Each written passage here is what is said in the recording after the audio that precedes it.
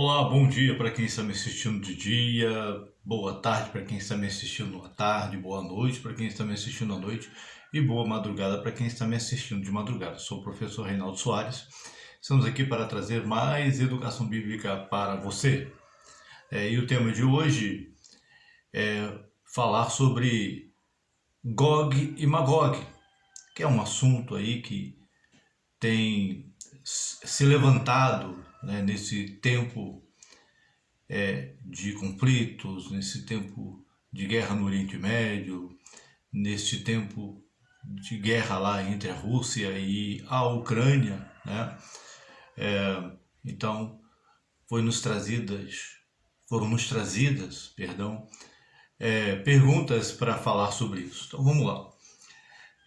Gog e Magog. Em primeiro lugar, tem o Gog e tem Magog. Gog era rei de Magog, que alguns dizem que Magog ficava na Anatólia, região, se não me falha a memória, que é da atual Turquia.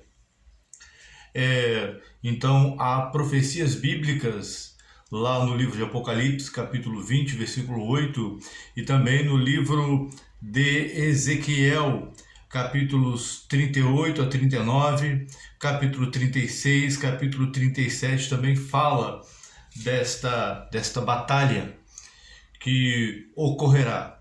Esta batalha, ela tem como característica principal a união de todos os países da terra, dos exércitos de todas as nações da terra contra o povo de Israel e contra o Messias.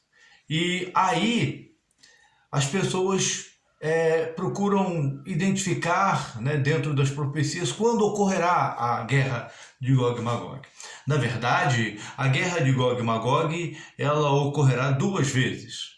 A primeira vez será antes do retorno do Senhor Jesus, durante a segunda metade da grande tribulação, né? Os irmãos sabem que a grande tribulação será um período de 7 anos, onde 3 anos e meio será falsa paz, e nos últimos 3 anos e meio será um período de conflito.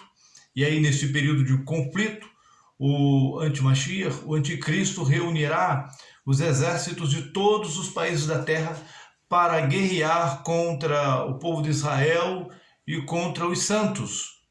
E aí, que nessa reunião de todos os países do mundo, dos exércitos de todas as nações, que entra Gog e Magog. Porque Gog e Magog é a reunião de todos os exércitos do planeta, de todas as nações do planeta, para lutar contra Israel. Isso está em Zacarias, capítulo 14, versículos 1 em diante, também em Apocalipse, também está em Apocalipse, capítulo de número 20, versículo de número 8. Então, a primeira ocasião da guerra de Gog e Magog se dará antes do retorno de Jesus, para estabelecer o seu reino milenar. Então, se dará que é o anticristo juntar todas as nações da terra para guerrearem contra Israel. E a segunda ocasião em que houverá a guerra de Gog e Magog será depois do milênio. Ou seja, Satanás será preso durante 1000 anos. Após a grande tribulação, ele será preso, ficará preso por 1000 anos. E nestes 1000 anos ocorrerá o governo do Messias. Mas depois que for permitida a libertação de Satanás, ou seja, depois que ele for solto da sua prisão, ele sairá para enganar, para seduzir as nações da terra. Ele vai reunir essas nações para guerrear contra a cidade santa. Quando descerá fogo do céu, aniquilará o seu exército e ele será jogado no lago de fogo e enxofre. Então, essas são as duas ocasiões da guerra de Gog e Magog. Alguns associam, lá no livro de Ezequiel, a palavra Rus à Rússia, só que isso não faz sentido. que a palavra Rus lá no hebraico é Rosh, e Rosh em hebraico quer dizer cabeça. Então, a palavra Rus ali não tem a ver com Rússia lá no hebraico. Por isso é importante nós conhecermos, nós aprendermos a ler as línguas originais da palavra de Deus, o hebraico, o aramaico e o grego, né? Tem alguns outros países envolvidos aí.